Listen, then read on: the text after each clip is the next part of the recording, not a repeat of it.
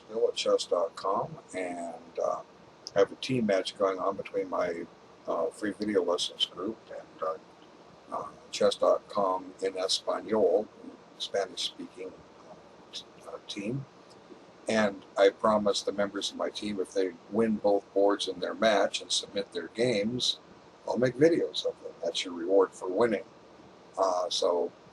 Robruy won both of his games rather quickly, and I'm also endeavoring to teach the proper ways to play correspondence chess. Okay, they call it daily chess at chess.com. I'm trying to get them to change it to its proper title, correspondence chess. We'll see if I'm lucky or not. But anyway, just briefly, when in the old days, and I'm one of the older players, I played chess by postcard, where games took 6 months, maybe 2 or 3 years, especially if you're playing a European. A lot of people say, well, how did you manage? Well, I can say 100 years ago, 150 years ago, if you wanted to go to the gold rush from in California from New York, you either went across the country in a covered wagon, that took months, or you took a clipper ship down to South America and back up to San Francisco, or down to the Isthmus of Panama and walked across about 25 miles of wilderness and jungles, and then caught another ship. Just things took different. But the internet took the post office out of the equation, and transmission time is essentially instant.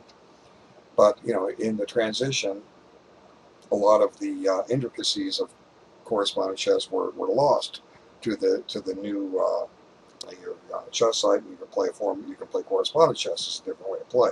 So what do? Well, you take your time, number one.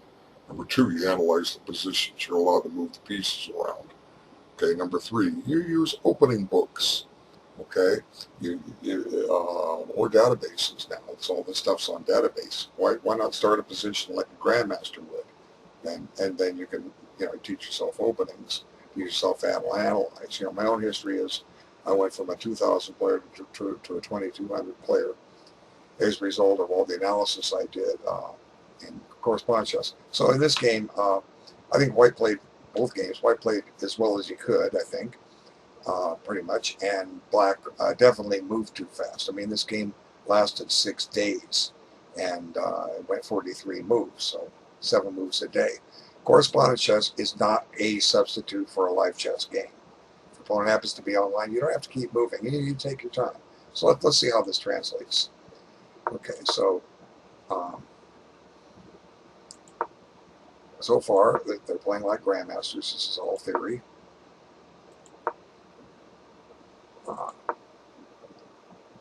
Now, the normal move in this position for Black is to play knight f6. This is playable, it just can transpose. Okay, and now after knight f6, castles. Now at this point, Black can play bishop e7, and after White plays rook e1, we're in the main line of the Ruy Lopez, and come on, arrow draw. There's plenty of published analysis and tens of thousands of games from all levels of play from how to proceed here. It's kind of beyond the scope of this video. But now Black decides to play bishop c5, and White does a theme we call the center fork trick.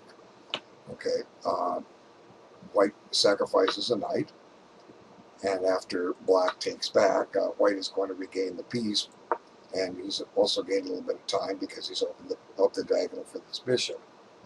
So Black decides to just give back the piece and has a tempo gained on the knight. So Black retreats the knight, gaining a tempo back on the queen. And now White kind of sets a little trap here, so to speak. If this knight takes, Black is likely to lose a piece. There's going to be a pin. Okay. And let's just take a quick look. Rook e8, rook e1, and f3 is coming. If queen e7, well, the knight is still pinned. Let's see, what can White do here? Probably queen d3 will seal Black's fate here. Oh, okay, it's a little interesting. Let's see, f5. If now f3, here we have a check. But, the bottom line is this knight is still pinned. And, black doesn't have tricks like knight f2 check, trying to get a smothered mate out of the deal because of the pin. So black doesn't fall for the trick this turn. Let's go back to this. Okay, now black castles, which is a good move. You want your king safe. But at the same time, this e-file is, or this knight is a little vulnerable here. And white gets a timely e5 push in. And now, in a way, we are putting the knight on square where he is vulnerable. There's no pin on the e-file, but where does this knight go next? So we see queen e3. Now this knight is cut off. Okay, he can't safely go back to c5 or g5. So black protects the pawn of the knight. He's hoping that white takes en passant, then the knight can recapture. But white just simply plays f3, and black is losing a piece. So at this point, white is winning.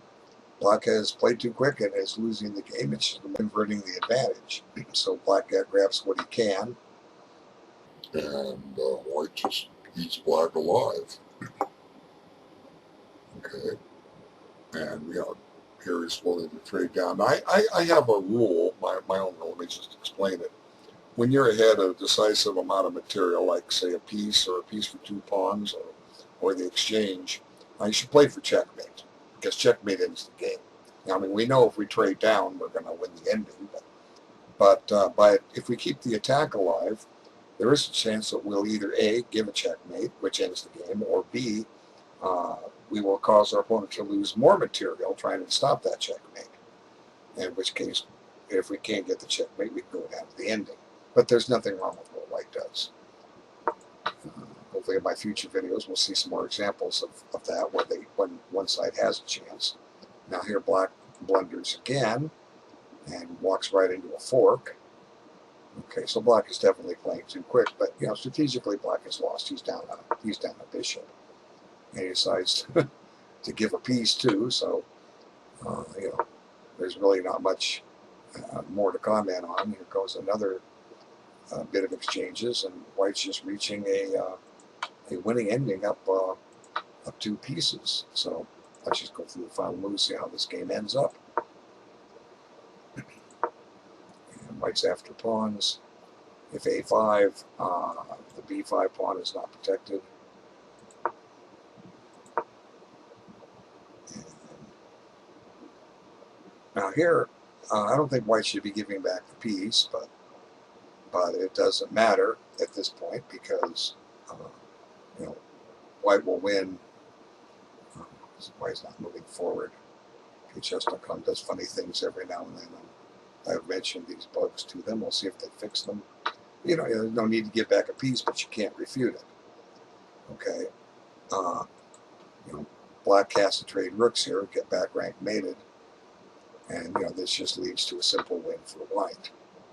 But I don't like the idea of giving back material when you don't have to. We'll just run through the final moves. White's still up a piece. He's got a passed a pawn. Black cannot.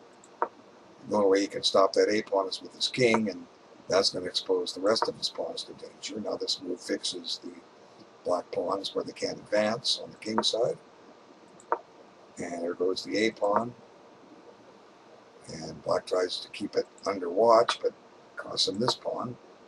Now it's just a simple matter of